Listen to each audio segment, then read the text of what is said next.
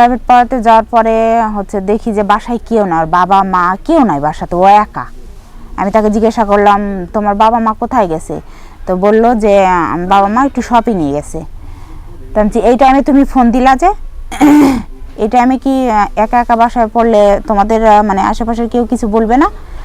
তো হচ্ছে না, কেউ কিছু বলবে না, তাই বললো। তা আমিও নির্ভয়ে আমিও বললাম যে আমি যেহেতু তার শিক্ষক, আমি যদি পড়াই আমাকে কি কেউ কিছু বলবে? এটা বলা ঠিক না, বলবেও না। আমি আমার মতো তাকে পড়াইতেছি, হঠাৎ কারেন্টটা চলে যায়। সে যে আমার দিকে কোন নজরে তাকায় সেটা আমি বুঝি, কিন্তু আমি তো মেয়ে মানুষ, বুঝেও না বোঝার ভান করি। কারণ আমি তাকে ছাড়তে পারি না এই কারণে যে সেখানে আমার 2 টাকা বেশি পাই, আমি সে টাকাটা দিয়ে আমার মানে এক সাইড চলে, এই জন্যে আমি সেই টিউশনটা ছাড়তে পারি না। তারপরে কারেন্টটা চলে যাওয়ার পরে সে আমাকে জড়ায় ধরার পরে জোর জবরদস্তি করে আমাকে সে তার বিছানায় নিয়ে যায়।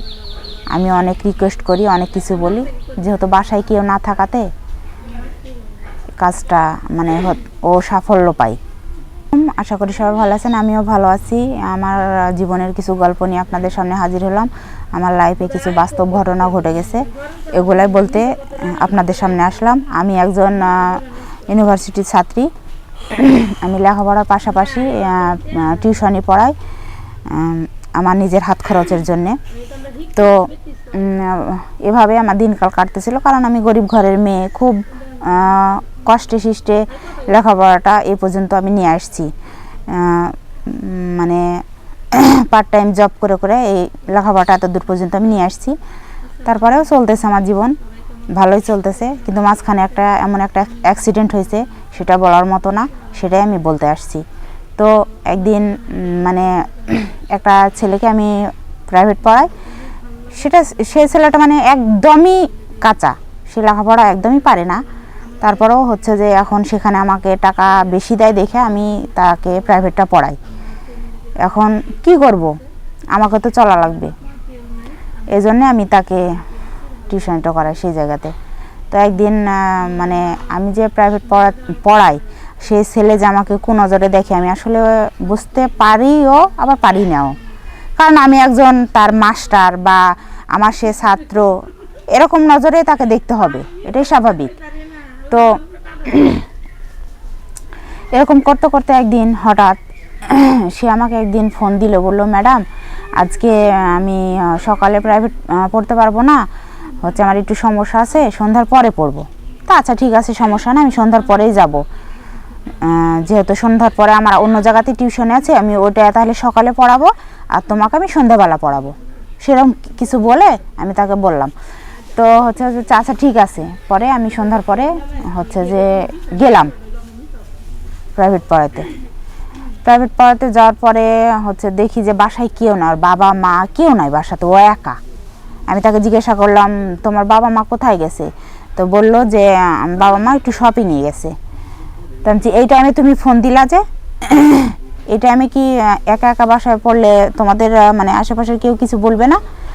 তো হচ্ছে না, কেউ কিছু বলবে না, তাই বললো। তা আমিও নির্ভয়ে আমিও বললাম যে আমি যেহেতু তার শিক্ষক, আমি যদি পড়াই আমাকে কি কেউ কিছু বলবে? এটা বলা ঠিক না, বলবেও না। আমি আমার মতো তাকে পড়াইতেছি, হঠাৎ কারেন্টটা চলে যায়। সে যে আমার দিকে কোন নজরে তাকায় সেটা আমি বুঝি, কিন্তু আমি তো মেয়ে মানুষ, বুঝেও না বোঝার ভান করি। কারণ আমি তাকে ছাড়তে পারি না এই কারণে যে সেখানে আমার 2 টাকা বেশি পাই, আমি সে টাকাটা দিয়ে আমার মানে এক সাইড চলে, এই জন্যে আমি সেই টিউশনটা ছাড়তে পারি না। তারপরে কারেন্টটা চলে যাওয়ার পরে সে আমাকে জড়ায় ধরার পরে জোর জবরদস্তি করে আমাকে সে তার বিছানায় নিয়ে যায়। আমি অনেক রিকোয়েস্ট করি, অনেক কিছু বলি, যেহেতু বাসায় কেউ না থাকাতে কাজটা মানে ও সাফল্য পায়। ও আমাকে জোর করে বিছানায় নিয়ে যাওয়ার পরে আমাকে সে শারীরিকভাবে, আমি কি বলতে চাচ্ছি অবশ্যই আপনারা বুঝতে পারতেছেন, সম্পর্ক করার পরে সেও মজা পায়, আমিও মজা পাই। তখন তো বুঝতে পারতেছেন উঠতি বয়স, একদিন একটা কাজ মানে জোর করে হোক বা ভালোবাসা দিয়ে হোক, যাই হোক হয়ে গেছে, কিন্তু আমাদের সম্পর্কটা টিকে গেছে।